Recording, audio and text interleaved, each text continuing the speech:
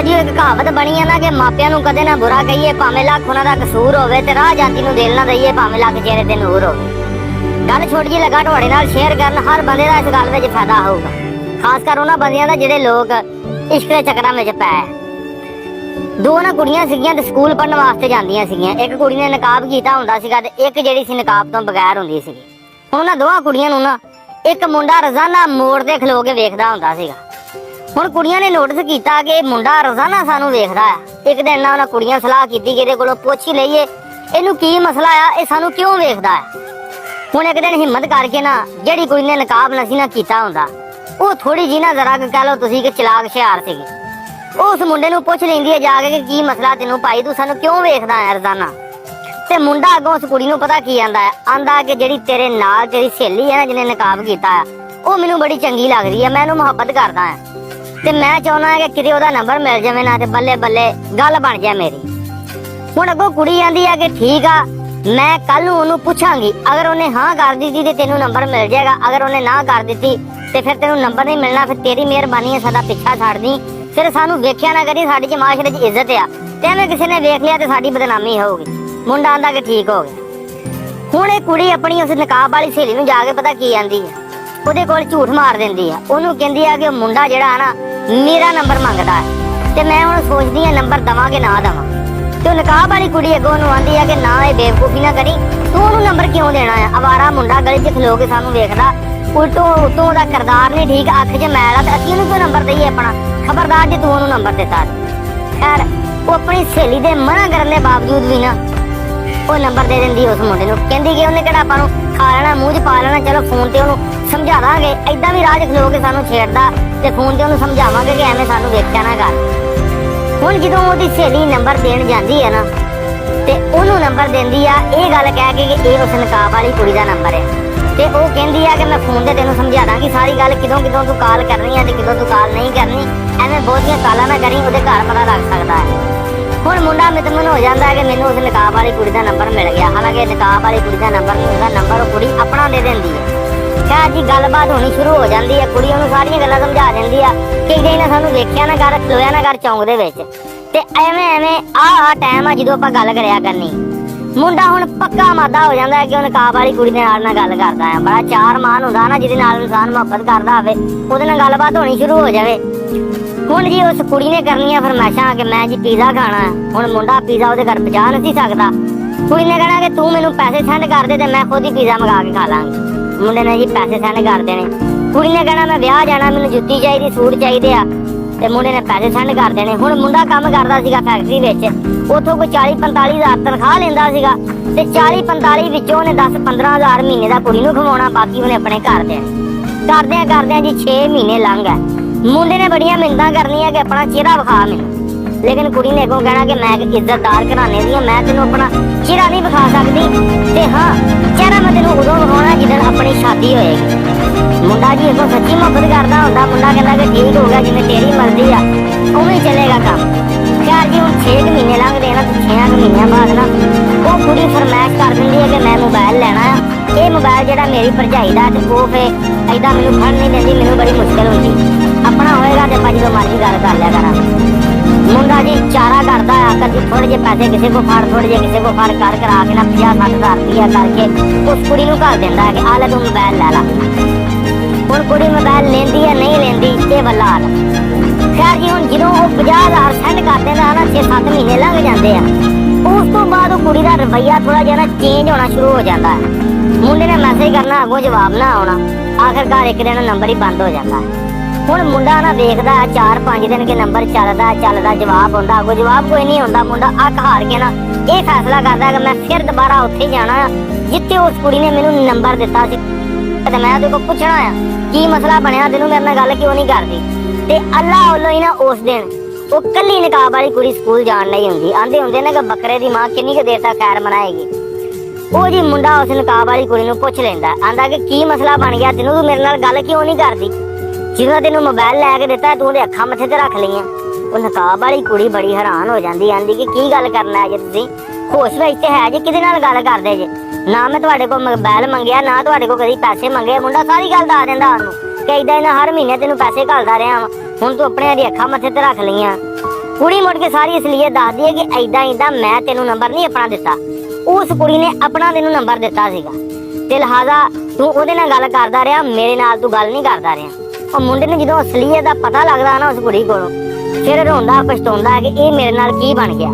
ਦੁੱਖ ਤੇ ਹੁੰਦਾ ਬਾਈ ਇਨਸਾਨ ਜਿਸ ਇਨਸਾਨ ਨਾਲ ਮੁਹੱਬਤ ਕਰਦਾ ਹੋਵੇ ਉਹਦੀ ਬਜਾਏ ਗੱਲ ਕਰਨ ਦੇ ਬੰਦਾ ਹੋਰ ਕਿਸੇ ਨਾਲ ਗੱਲ ਕਰਦਾ ਹੋਵੇ ਤੇ ਐਂਡ ਤੇ ਅਸਲੀਅਤ ਦਾ ਪਤਾ ਲੱਗੇ ਬੰਦਾ ਟੁੱਟ ਕੇ ਅੰਦਰੋਂ ਰਹਿ ਜਾਂਦਾ ਹੈ। ਤੇ ਇਹ ਗੱਲ ਉਹ ਬੰਦੇ ਸਮਝ ਸਕਦੇ ਜਿਹਨੇ ਕਿਸੇ ਨਾਲ ਸੱਚੀ ਮੁਹੱਬਤ ਕੀਤੀ ਹੋਵੇ ਕਿ ਆਪਣੀ ਮੁਹੱਬਤ ਕਿਸੇ ਹੋਰ ਦੀ ਸਪੁਰਦ ਕਰਨੀ ਕਿੱਡੀ ਔਖੀ ਹੁੰਦੀ ਹੈ। ਤੇ ਨਕਾਬ ਵਾਲੀ ਕੁੜੀ ਅੱਗੋਂ ਉਹਨੂੰ ਸਾਫ਼ ਕਹਿ ਦਿੰਦੀ ਹੈ ਕਿ ਮੇਰੀ ਹੋ ਗਈ ਹੈ ਮੰਗਣੀ ਤੇ ਐਵੇਂ ਮੇਰਾ ਪਿੱਛਾ ਨਾ ਕਰੀ। ਅੱਜ ਤੂੰ ਆ ਕੇ ਖਲੋ ਕੇ ਮੈਨੂੰ ਗੱਲ ਕਰ ਲਈ ਹੈ, ਮੈਨੂੰ ਬੁਲਾ ਲਿਆ ਵਾ, ਗਾਂ ਤੋਂ ਤੇਰੀ ਮਿਹਰਬਾਨੀ ਹੈ। ਅਗਰ ਤੂੰ ਮੈਨੂੰ ਬੁਲਾਉਣ ਦੀ ਕੋਸ਼ਿਸ਼ ਕੀਤੀ ਜਾਂ ਮੈਨੂੰ ਤੰਗ ਕਰਨ ਦੀ ਕੋਸ਼ਿਸ਼ ਕੀਤੀ ਤੇ ਮੈਂ ਆਪਣੇ ਭਰਾਵਾਂ ਨੂੰ ਦੱਸ ਦੇਣਾ, ਮੇਰੇ ਤੋਂ ਬੁਰਾ ਕੋਈ ਨਹੀਂ ਹੈ। ਖੈਰ ਜਦੋਂ ਮੁੰਡੇ ਨੂੰ ਅਸਲੀਅਤ ਦਾ ਪਤਾ ਲੱਗਦਾ, ਮੁੰਡਾ ਚੁੱਪ ਕਰਕੇ ਘਰ ਜਾਂਦਾ, ਰੋਂਦਾ ਧੋਂਦਾ ਪਛਤਾਉਂਦਾ ਕਿ ਇਹ ਮੇਰੇ ਨਾਲ ਕੀ ਬਣ ਗਿਆ। ਤੇ ਇਹ ਵਾਕਿਆ ਹੈਗਾ ਲਾਹੌਰ ਦਾ। ਉਸ ਬਾਈ ਨੇ ਕਾਲ ਮੈਨੂੰ ਕੀਤੀ, ਕਹਿੰਦਾ ਬਾਈ ਕਿ ਆਹ ਮੇਰੇ ਨਾਲ ਸਟੋਰੀ ਬਣੀ ਹੈ, ਤੁਹਾਡੀ ਮਿਹਰਬਾਨੀ ਮੇਰੇ ਉੱਤੇ ਇੱਕ ਵੀਡੀਓ ਬਣਾ ਦਿਓ ਤਾਂ ਕਿ ਲੋਕਾਂ ਨੂੰ ਪਤਾ ਲੱਗ ਜਾਵੇ ਕਿ ਜਿਵੇਂ ਮੇਰੇ ਨਾਲ ਹੋ ਗਿਆ ਵਾ ਇੰਜ ਕਦੇ ਵੀ ਕਿਸੇ ਨਾਲ ਨਾ ਹੋਵੇ। ਤੇ ਗੱਲ ਕਰਨ ਦਾ ਮਤਲਬ ਆ ਤੁਹਾਨੂੰ ਸਮਝਾਉਣ ਦਾ ਵੀਰੋ ਮਤਲਬ ਇਹ ਆ ਕਿ ਐਵੇਂ ਆਪਣੇ ਮਿਹਨਤ ਕੀਤੇ ਹੋਏ ਪੈਸੇ ਜਿਹੜੇ ਹੁੰਦੇ ਆ ਨਾ, ਆ ਮੁਹੱਬਤਾਂ ਨੂੰ ਨਾ ਖਵਾਇਆ ਕਰੋ, ਠੀਕ ਆ। ਇਹ ਹੁੰਦੀਆਂ ਜਾਂਦੀਆਂ ਮੁਹੱਬਤਾਂ ਹੁੰਦੀਆਂ ਵਾ, ਅੱਜ ਕਿਸੇ ਨਾਲ, ਕੱਲ ਨੂੰ ਕਿਸੇ ਨਾਲ, ਪਰਸੋਂ ਨੂੰ ਕਿਸੇ ਨਾਲ, ਠੀਕ ਆ। ਇਹਨਾਂ ਪੈਸੇ ਖਾ ਕੇ ਬਾਅਦ ਚ ਤੁਹਾਨੂੰ ਪੱਲਾ ਨਹੀਂ ਫੜਾਉਣਾ। ਤੇ ਜਿਹੜੇ ਤੁਸੀਂ ਮਿਹਨਤ ਕਰਕੇ ਪੈਸੇ ਕਮਾਉਂਦੇ ਜਿਨ੍ਹਾਂ ਲਿਆ ਕੇ ਆਪਣੇ ਮਾਂ-ਪਿਓ ਦੇ ਹੱਥ 'ਚ ਰੱਖਿਆ ਕਰੋ, ਕਿਉਂਕਿ ਮਾਂ-ਪਿਓ ਨੇ ਤੁਹਾਡੇ ਤੇ ਖਰਚਾ ਕਰਕੇ ਤੁਹਾਨੂੰ ਪਾਲਿਆ, ਜਵਾਨ ਕੀਤਾ ਹੁੰਦਾ ਕਿ ਔਲਾਦ ਬੁਢਾਪੇ 'ਚ ਸਾਡਾ ਸਹਾਰਾ ਬਣੇ। ਤੇ ਤੁਸੀਂ ਮਾਂ-ਪਿਓ ਦਾ ਸਹਾਰਾ ਬਣਨ ਦੀ ਬਜਾਏ ਮੁਹੱਬਤਾਂ ਪਿੱਛੇ ਲੱਗ ਜਾਂਦੇ ਜੇ ਤੇ ਮੁੜ ਕੇ ਐਂਡ ਤੇ ਇਹੀ ਲੱਭਦਾ ਸੁਣਨ ਨੂੰ, ਰੋਣਾ ਧੋਣਾ ਹੀ। ਯਕੀਨ ਮੰਨੋ ਇੰਨੇ ਕੁ ਮੈਸੇਜ ਆਉਂਦੇ ਆ ਨਾ, ਸਿਰਫ ਇਹੀ ਮੈਸੇਜ ਆਉਂਦੇ ਆ ਕਿ ਮੈਂ ਫਲਾਨੀ ਕੁੜੀ ਨੂੰ ਮੁਹੱਬਤ ਕਰਦਾ ਸੀ, ਮੈਨੂੰ ਛੱਡ ਗਈ, ਮੈਂ ਆਪਣੀ ਕਜ਼ਨ ਨੂੰ ਮੁਹੱਬਤ ਕਰਦਾ ਸੀ, ਉਹ ਮੈਨੂੰ ਛੱਡ ਗਈ। ਯਕੀਨ ਕਰੋ ਕਿ ਮੈਂ ਅੱਕ ਗਿਆ ਵਾਂ ਇਹ ਸਟੋਰੀਆਂ ਸੁਣ ਕੇ। ਹੁਣ ਬੰਦਾ ਸਟੋਰੀਆਂ ਦੇ ਕਿੰਨੀਆਂ ਕੁ ਵੀਡੀਓ ਬਣਾਵੇ, ਹਾਲੇ ਵੀ ਮੇਰੇ ਇਨਬਾਕਸ ਵਿੱਚ ਘੱਟੋ ਘੱਟ 20-25 ਮੈਸੇਜ ਤੇ ਵੌਇਸਾਂ ਇਸੇ ਗੱਲ ਦੀਆਂ ਹੋਣੀਆਂ ਕਿ ਮੈਂ ਫਲਾਨੀ ਕੁੜੀ ਨੂੰ ਮੁਹੱਬਤ ਕਰਦਾ ਸੀ, ਉਹਨੇ ਮੈਨੂੰ ਧੋਖਾ ਦੇ ਦਿੱਤਾ। ਆਹ ਵੇਖੋ ਤੁਹਾਡੇ ਵੱਡੇ ਹੱਥ ਆ, ਇਹਨਾਂ ਮੁਹੱਬਤਾਂ ਦੇ ਚੱਕਰਾਂ ਵਿੱਚ ਨਾ ਪਾਓ, ਮਿਹਨਤ ਕਰੋ, ਪੈਸਾ ਕਮਾਓ ਤੇ ਯਕੀਨ ਮੰਨੋ ਮੁਹੱਬਤਾਂ ਚੱਲ ਕੇ ਖੁਦ ਤੁਹਾਡੇ ਕੋਲ ਆਉਣ। ਤੇ ਬਾਕੀ ਜਿਹਨਾਂ ਨੂੰ ਮੇਰੀ ਗੱਲ ਚੰਗੀ ਲੱਗੀ ਹੈ ਕਮੈਂਟ 'ਚ ਦੱਸ ਕੇ ਲਾਜ਼ਮੀ ਜਾਇਓ। बाकी सारे भी रहते रहो, बसते रहो, अल्लाह पाक सारे सलामत रखे। एक औरत थी जो 60s में थी, उम्र थी कोई 65 साल, अच्छी एजेड औरत हो जाती है। वो रिटायर हुई तो उसको 4-5 लाख डॉलर प्रोविडेंट फंड मिला, बेनिफिट्स मिले जो रिटायरमेंट के होते हैं, और वो अपनी रिटायरमेंट लाइफ गुजार रही थी। बड़ी गाड़ी उसने रखी हुई थी, 4 व्हीलर ड्राइव। एक दफा वो सफर से कहीं से आ रही थी कि अचानक उसकी गाड़ी का टायर पंक्चर हुआ, तो उसको गाड़ी एक तरफ को पुल करनी पड़ी। अब वो गाड़ी से बाहर निकली, उसने देखा कि टायर पंक्चर हो गया है, तो टायर बदलना पड़ेगा। लेकिन बड़ी गाड़ी का टायर वजनी भी होता है और अकेले बंदे का उसको रिप्लेस करना मुश्किल भी होता है। फिर वो तो औरत जात थी, औरत कमजोर होती है, नहीं कर सकती, तो वो खड़ी सड़क के किनारे आने वाली गाड़ियों को रोक रही थी कि कोई बंदा रुके और मेरी हेल्प कर दे। और चूंकि दिन का टाइम था, सूरज खूब गर्मी बरसा रहा था, लोग मसरूफ थे, तो आने वाली गाड़ी तेज आ रही थी और जा रही थी, कोई रुक नहीं रहा था। गुड 1 आवर उस औरत को धूप के अंदर खड़ा होना पड़ा।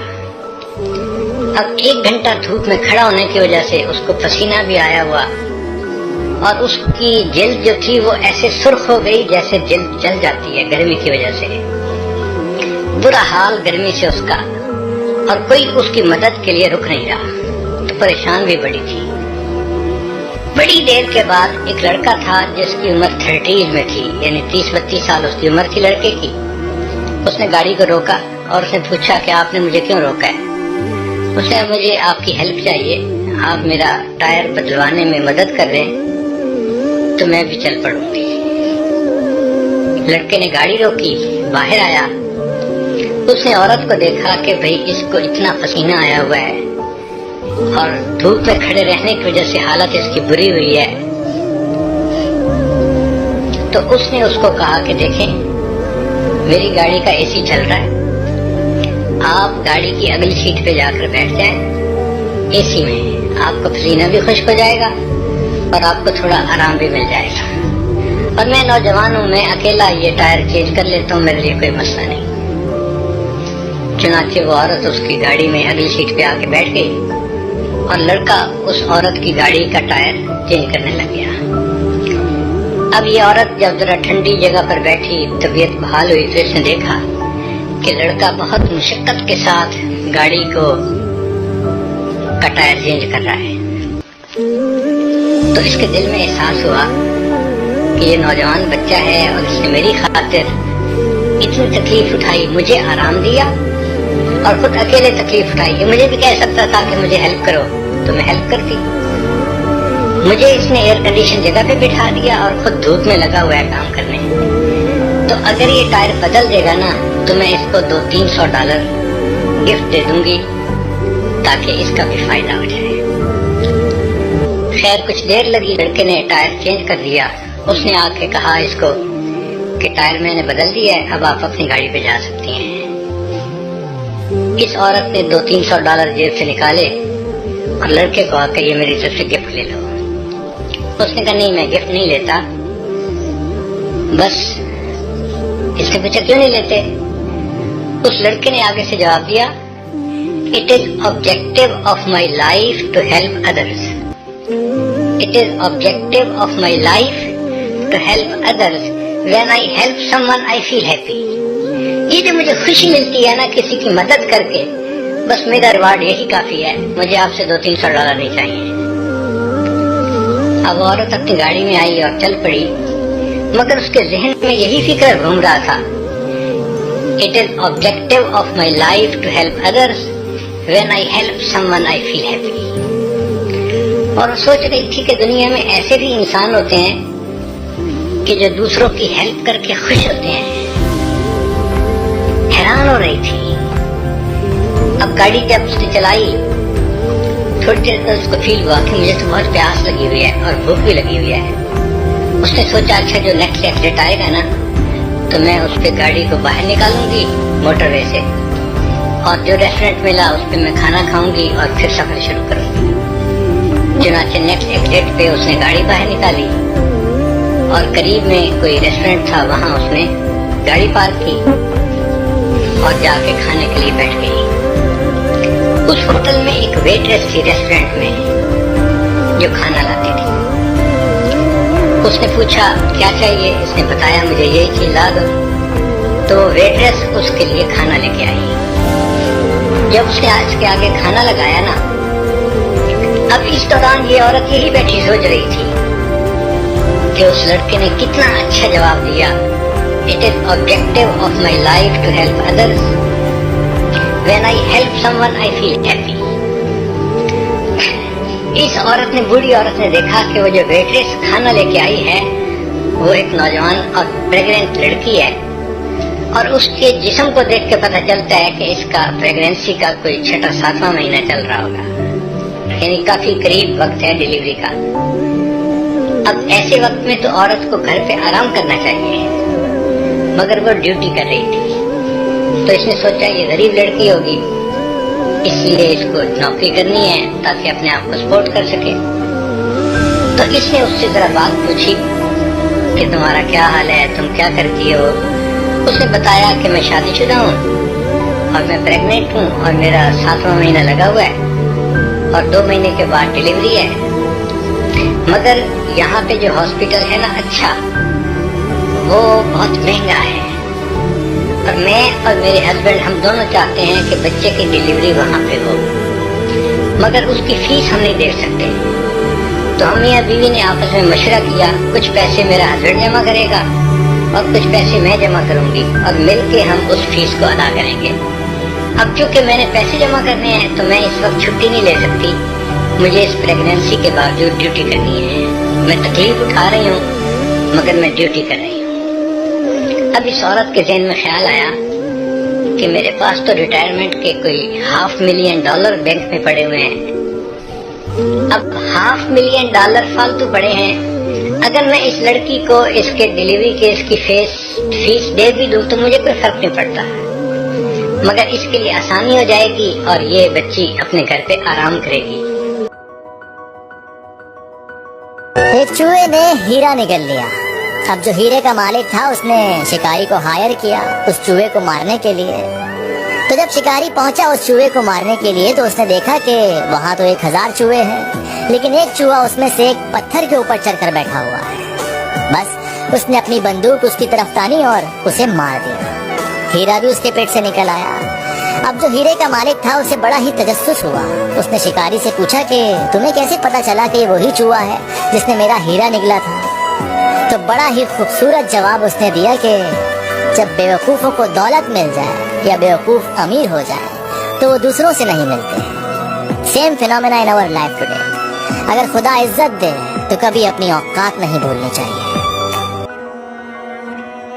بس لکڑی کا کیڑا خرمہرے میں سوراخ کرنے لگا اور دونوں طرف سے آر پار سوراخ کر کے اس خدمت کا اجر اپنی روزی کے طور پر پا گیا۔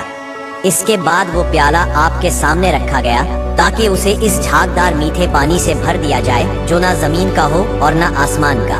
آپ نے اپنے عربی گھوڑے طلب کیے اور انہیں دوڑایا۔ جب وہ تیز دوڑ میں پسینے سے تر ہوئے تو انہی پسینوں سے پیالہ بھر لیا گیا۔ یہی وہ جھاگ والا میٹھا پانی تھا جو نہ زمین کا تھا اور نہ آسمان کا۔ پھر آپ نے حضور میں حاضر کردہ خدمت گاران جن میں مرد اور عورتیں شامل تھیں وضو کرنے کا حکم دیا تاکہ لڑکوں اور لڑکیوں میں امتیاز واضح ہو جائے۔ پہلے وہ لڑکیاں جنہیں لڑکوں کی طرح سجایا گیا تھا انہوں نے اس انداز سے ہاتھ دھوئے کہ ایک لڑکی بائیں ہاتھ میں برتن لے کر دائیں ہتھیلی پر پانی ڈالتی اور بائیں بازو دھوتی، پھر دائیں ہاتھ میں برتن لے کر بائیں ہتھیلی پر پانی لے کر دائیں بازو دھوتی۔ اس سے ثابت ہوا کہ وہ در حقیقت لڑکیاں ہیں، انہیں الگ کر دیا گیا۔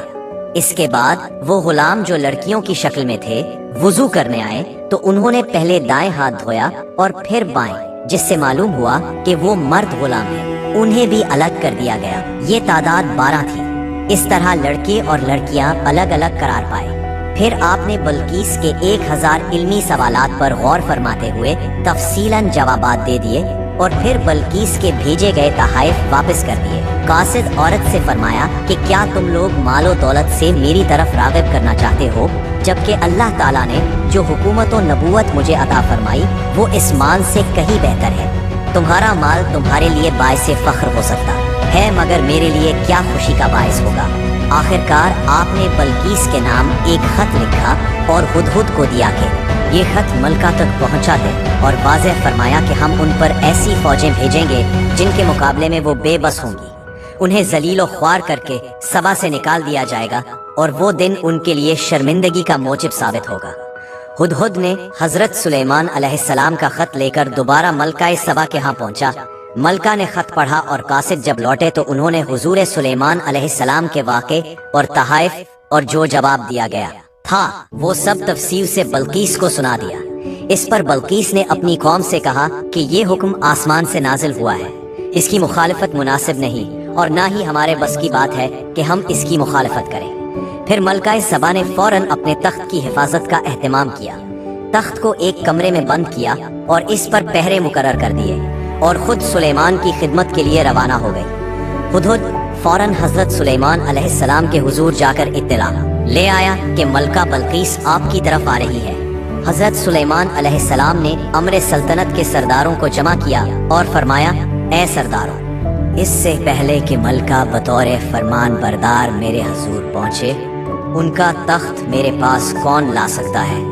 کیونکہ صلح ہو جانے کے بعد تخت لینا جائز نہیں ہوگا۔ اس پر ایک طاقتور جن نے عرض کیا کہ آپ پریشان نہ ہو، میں اتنے وقت میں بلقیس کا تخت یہاں حاضر کر دوں گا۔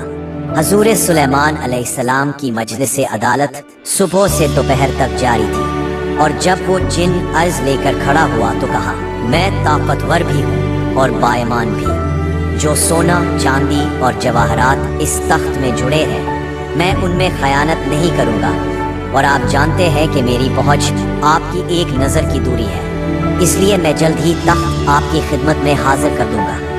مگر حضرت سلیمان علیہ السلام نے فرمایا کہ میں تو اس سے بھی کم وقت میں تخت چاہتا ہوں۔ یہ سن کر ایک شخص جو کتاب خدا کا عالم تھا اور اس میں اعظم سے واقف تھا عرض کیا، میں اپنے رب سے دعا کروں گا اور اس کے عوض آپ کو تخت آپ کی نظر کی پلک جھپکنے سے پہلے حاضر کر دوں گا۔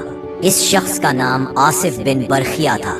हजरत सुलेमान अलैहिस्सलाम ने उसे कहा कि अगर तुम ये काम अंजाम दे लोगे तो तुम इज्जत और बुलंदी पाओगे, और अगर नाकाम हुए तो मेरे हजूर में शर्मिंदा ना आना।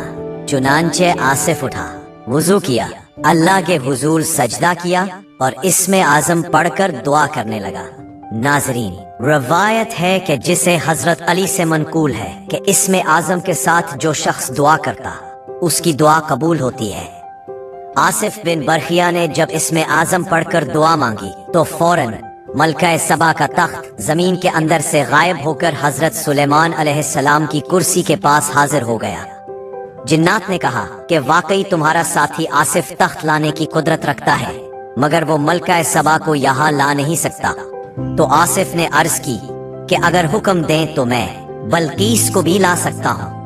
चुनांचे हजरत सुलेमान अलैहिस्सलाम के हुक्म से एक शीशे का महल तैयार किया गया, जिसके नीचे पानी बहाया गया और उसमें मछलियां छोड़ी गईं, ताकि शीशे की सफाई की वजह से फर्श के ऊपर से पानी और मछलियां वाज़ेह तौर पर दिखाई दें। फिर हुक्म के मुताबिक हजरत की कुर्सी महल के वस्त में रख दी गई और मेहमानों के लिए कुर्सियों का एहतमाम किया गया। नशिस्त का तरीका यह था कि कुर्सी के करीब सबसे पहले आदमियों की नशिस्त, फिर जिन्नात की और उसके बाद शयातीन की नशिस्त होती, और जब आप सफर फरमाना चाहते तो आप अपनी कुर्सी पर बैठते, सहाबियां अपनी जगह लेते और हवा को हुक्म होता जो सबको उठाकर फिजा में ले जाती, और जब जमीन पर उतारना होता तो वही हुआ सबको जमीन पर ले आती। जब मजलिस की नशिस्त मुहैया हुई तो आसिफ बिन बरखिया ने दोबारा सजदे में गिरकर इसमें आजम पढ़ा और दुआ की तो इसी लम्हे मलका बिल्किस आपके सामने नमूदार हो गई। हजरत सुलेमान अलैहिस्सलाम ने बिल्किस को देखकर फरमाया कि ये मेरे रब की मेहरबानी है कि मुझे इस नेमत की आजमाइश का मौका दिया गया कि मैं अपनी मलका नफ्स के साथ शुक्र अदा करूं जो मुझे दी गई है, या अपने इस बंदे आसिफ के इल्म की वजह से नाशुक्री करूं जो बाज़ औक़ात मुझसे इल्म में अफजल है। हकीकत यही है कि शुक्र करने वाला उसी से फायदा पाता है और नाशुक्री करने से खुदा को कोई नुकसान नहीं होता, क्योंकि वो बेनियाज़ कामिल और करीम है और सजा देने में जल्दी नहीं करता। जब जिन्नात को मालूम हुआ कि बिल्किस हाजिर हो गई है तो उन्हें तशवीश हुई कि कहीं हजरत सुलेमान अलैहिस्सलाम बिल्किस से निकाह न कर लें, क्योंकि अगर ऐसा हुआ तो बिल्किस अपनी कौम सबक नुकसान कर लेगी कि तमाम मामलात और राज हजरत सुलेमान अलैहिस्सलाम को बता देगी। नाजरीन, बिल्किस की माँ एक परी थी, उसका नाम अमीरा था और वो जन्नात की मलिका थी, इसीलिए बिल्किस को जन्नात के बारे में तमाम बातों का इल्म था। जन्नात ने बिल्किस की ऐब जोई करना शुरू कर दी ताकि हजरत सुलेमान अलैहिस्सलाम उससे मुतासिर हो जाएं। वो कहने लगे कि हजरत वाला, बिल्किस को अक्ल कम है और उसके पाँव गधे के समो जैसे हैं, और हकीकत भी कुछ हद तक यही थी, क्योंकि बिल्किस के पाँव कज थे और पिंडलियों पर बाल थे। सुनकर हजरत सुलेमान अलैहिस्सलाम ने बिल्किस की अक्लो फहम और पाँव का इम्तिहान लेने का इंतजाम किया। शीशे के महल के नीचे पानी भरा गया और उसमें मछलियां और मेंढकियां छोड़ी गईं, ताकि बिल्किस की दानिश और हवास का इम्तिहान लिया जा सके। तख्त में भी कुछ तब्दीलियां की गईं ताकि बिल्किस के इम्तिहान को मुकम्मल किया जा सके। जब बिल्किस महल में दाखिल हुई तो पानी देखकर खौफजदा हुई और सोचा कि शायद उन्हें डुबाने का इंतजाम है, लेकिन आगे बढ़ने के लिए अपने पाँव से कपड़ा उठाया तो पिंडलियों के बाल नजर आए। बाकी बदन के लिहाज से वो बहुत हसीन और खूबरू थी, और जो कुछ जन्नात ने कहा था वो हकीकत से बहुत दूर था। महल की तमाम छत, जमीन और दीवारें शीशे की रहीं और सब कुछ इतना साफ और चमकदार था कि किसी गुब्बार का असर न था। बिल्किस हजरत सुलेमान अलैहिस्सलाम की खिदमत में पहुंची। आपने उनके पिंडलियों के बाल पहले ही देख लिए थे और आपको वो भी पसंद आए। बिल्किस बार बार अपना तख्त देखती रही और दरियाफ्त किया कि क्या ये मेरा तख्त है, लेकिन वो कुछ पहचान न सकी, क्योंकि तख्त पहले 7 कमरों में बंद था और निगरानी के लिए चौकीदार मौजूद थे। आखिरकार वो सोच में पड़ गई कि शायद ये वही तख्त है। हजरत सुलेमान अलैहिस्सलाम ने फरमाया कि हमें पहले ही इसका इल्म हो गया था और हम पहले ही अल्लाह के हुक्म से तैयार हो गए थे। बिल्किस ने एतराफ़ किया कि इससे पहले वो मजूसी मजहब की पैरो थी और हजरत सुलेमान अलैहिस्सलाम के बारे में ख्वाह बदगुमानी रखती थी, लेकिन अब वो अल्लाह की फरमानबरदार बनती है और सुलेमान के साथ अल्लाह पर ईमान ले आए। आखिरकार हजरत सुलेमान अलैहिस्सलाम ने बिल्किस से निकाह किया और उनके पिंडलियों के बाल साफ करने के लिए नूरा तैयार करने का हुक्म दिया गया। حضرت سلیمان علیہ السلام نے بلقیس کے ساتھ نکاح کے بعد ان کے تخت کے انتظام اور محل کے انتظام کو مکمل کیا۔ شیشے کے محل میں ہر چیز شفاف اور چمکدار تھی، پانی اور مچھلیاں ہر زاویے سے صاف دکھائی دیتی تھیں تاکہ محل کی خوبصورتی اور امتحان دونوں برقرار رہے۔ بلقیس نے حضرت سلیمان علیہ السلام کے سامنے اپنی دانائی اور ادب کا مظاہرہ کیا۔ آپ نے ان کے علم و فہم کو پرکھا اور دیکھا کہ وہ نہ صرف خوبرو ہیں بلکہ عقل مند اور فہیم بھی ہیں۔ حضرت سلیمان علیہ السلام نے بلقیس کے لیے تمام آرام اور آسائش کا انتظام فرمایا۔ ان کے لیے نئے کمرے، پھول، خوشبو، قیمتی لباس اور ہیرے جواہرات سے مزین ہر چیز تیار کر دی۔ تخت کے ارد گرد پہرے لگائے گئے اور ہر طرف حفاظت کے انتظامات کیے گئے۔ بلقیس نے حضرت سلیمان علیہ السلام کے حضور تمام اپنے معاملات کو پیش کیا اور ہر بات میں ان کے احکامات اور فرمان برداری کی رعایت کی۔ حضرت سلیمان علیہ السلام نے ان کی تمام درخواستیں، ہدایات اور امور کا جائزہ لیا اور انہیں مطمئن کیا۔ بلقیس کے علم اور فہم سے خوش ہو کر آپ نے انہیں اپنے دربار میں تمام اعلیٰ مرتبے سے نوازا۔ حضرت سلیمان علیہ السلام نے جنات اور انسانوں کو ہدایت دی کہ بلقیس کے لیے ہر جگہ آسانیاں اور سہولتیں فراہم کریں اور انہیں ہر طرح کی خدمت مہیا ہو۔ حضرت سلیمان علیہ السلام کے حکم سے محل میں موسیقی، خوشبو، روشنی اور پھولوں کی خوبصورت انتظامات کیے گئے تاکہ بلقیس کی آمد اور قیام شائستہ اور پروقار ہو۔ حضرت سلیمان علیہ السلام نے بلقیس کو ہر قسم کی دولت، مال، زر و جواہرات اور زمین و سلطنت کے انتظامات کی خبر دی تاکہ وہ مطمئن اور خوش رہے۔ اس دوران حضرت سلیمان علیہ السلام نے بلقیس کو علم الہی، عدالت، رحم و کرم، صبر اور فرمان برداری کے اسباق بھی دیے تاکہ وہ نہ صرف اپنی قوم بلکہ خود بھی اللہ کی رضا کے مطابق زندگی گزارے۔ حضرت سلیمان علیہ السلام نے بلقیس کو یہ سمجھایا کہ طاقت اور دولت کے باوجود شکر گزاری، انصاف اور علم سب سے اہم ہے، اور یہ کہ جنات اور انسان دونوں کی خدمت میں عدل و انصاف قائم رکھنا لازمی ہے۔ بلقیس نے حضرت سلیمان علیہ السلام کی باتیں غور سے سنی اور ہر حکم و نصیحت کو دل سے قبول کیا۔ اس طرح حضرت سلیمان علیہ السلام اور بلقیس کے درمیان محبت، احترام اور فرمان برداری قائم ہوئی۔ حضرت سلیمان علیہ السلام نے بلقیس کو اپنی سلطنت، دربار، تخت اور محل کی تمام شان و شوکت سے آراستہ کیا اور اس کے بعد دونوں نے اپنے اپنے قلمروں میں امن اور خوشحالی قائم کی۔ حضرت سلیمان علیہ السلام نے اپنے دربار میں یہ حکم جاری کیا کہ بلقیس کے لیے ہر ضروری سہولتیں فراہم کی جائیں اور کوئی بھی نقصان یا خلل نہ پہنچائے۔ بلقیس نے بھی حضرت سلیمان علیہ السلام کے حکم کے مطابق اپنی قوم کو راہ حق اور عدل و انصاف کی تعلیم دینا شروع کی۔ اس طرح حضرت سلیمان علیہ السلام کی حکمرانی اور بلقیس کی فرمان برداری کے ذریعے سبا اور آس پاس کے علاقوں میں امن، خوشحالی، علم، عدل اور انصاف قائم ہو گیا۔ حضرت سلیمان علیہ السلام کی دانائی، حکمت اور عدالت کی بدولت نہ صرف ان کی قوم بلکہ جنات اور انسان دونوں کے درمیان محبت اور اتحاد پیدا ہوا اور تمام افراد اللہ کی رضا کے مطابق زندگی گزارنے لگے۔ حضرت سلیمان علیہ السلام نے بلقیس کے ساتھ اپنے تعلقات کو مضبوط رکھا، ان کی ہر بات اور ہر حکم پر عمل کیا گیا اور دونوں کے درمیان اتحاد اور محبت کی مثال قائم ہوئی۔ اس طرح حضرت سلیمان علیہ السلام اور ملکہ بلقیس کی حکمرانی ایک مثالی دور بن گیا جس میں علم، حکمت، عدل، انصاف، محبت اور فرمان برداری کے تمام پہلو پوری طرح سامنے آئے، اور حضرت سلیمان علیہ السلام کے دربار میں ہر انسان اور جن کی عزت و احترام کے ساتھ خدمت کی گئی اور سب کو اللہ کی رضا حاصل کرنے کی تعلیم دی گئی۔ بلقیس نے حضرت سلیمان علیہ السلام کے ساتھ اپنی حکمت، عقل، حسن اخلاق اور فرمانبرداری کے ذریعے اپنی قوم کو رہنمائی دی، اور حضرت سلیمان علیہ السلام کے دربار میں ہر طرح کے انتظامات کو مکمل کیا گیا۔ اس طرح یہ واقعہ نہ صرف حضرت سلیمان علیہ السلام کی حکمت اور قدرت کی مثال بنا بلکہ بلقیس کے علم و فہم اور فرمانبرداری کی بھی مشہور داستان بن گئی، اور اس کی یاد ہر زمانے میں محفوظ رہی۔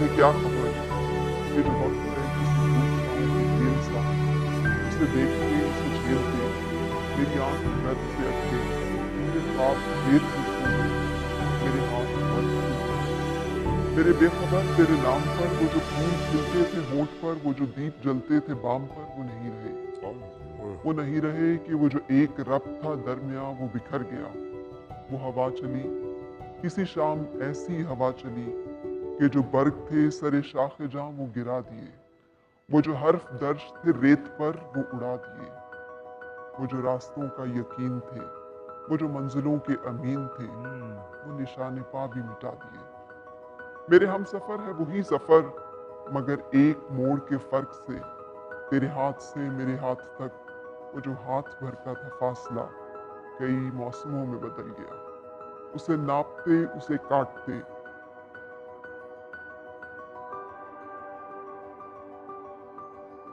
क्या हुआ? उसे नापते उसे काटते